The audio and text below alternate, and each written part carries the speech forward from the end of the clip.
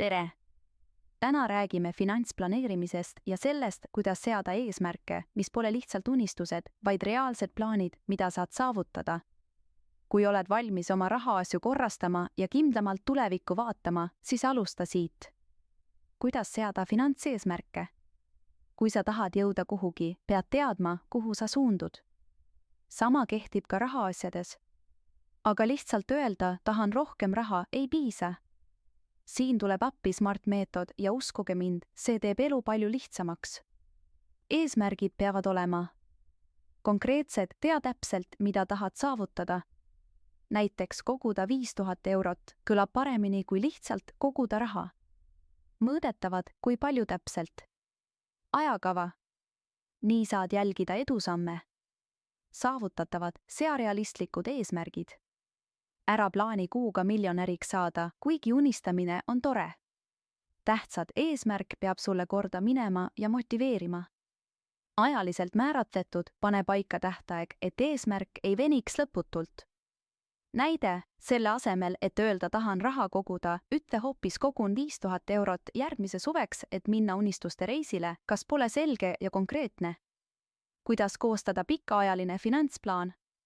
Pikaajaline plaan on nagu kets, see juhatab sind rahalise kindlustunde poole. Siin on sammud, kuidas seda teha. Kaardista oma hetkeolukord. Kirjuta üles oma sissetulekud, kulutused, varad ja võlad. Ole aus ja realistlik. Kui tead, kus sa praegu oled, on lihtsam mõista, kuhu edasi liikuda. Sea eesmärgid. Mis on sinu unistused? Kinnisvara. Pension. Haridus. Sea need prioriteetide järjekorda. Loo strateegia. Kas vajad rohkem sissetulekuid? Kulutuste vähendamist? Või hoopis investeeringuid? Hinda ka võimalikke riske, näiteks ootamatud kulud või majanduslikud muutused. Ole paindlik. Elu muutub ja sinu plaan peab sellega kohanema. Vaata oma plaani regulaarselt üle ja tee vajadusel muudatusi. Milliseid vahendeid kasutada? Kui sul on eesmärgid paigas, on aeg kasutada õigeid tööriistu, et nende suunas liikuda. Eelarve.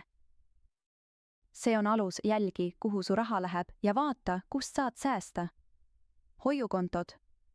Ideaalne turvaliseks ja kiireks raha kogumiseks. Sobib lühiajaliste eesmärkide jaoks. Investeeringud. Kui tahad oma raha kasvatada pikaajaliste eesmärkide jaoks, kaalu aktsiaid, fonde või muid investeerimisvõimalusi. Kindlustus. Kaitseb sind ootamatute olukordade eest, nagu haigused, õnnetused või vara kahjustumine.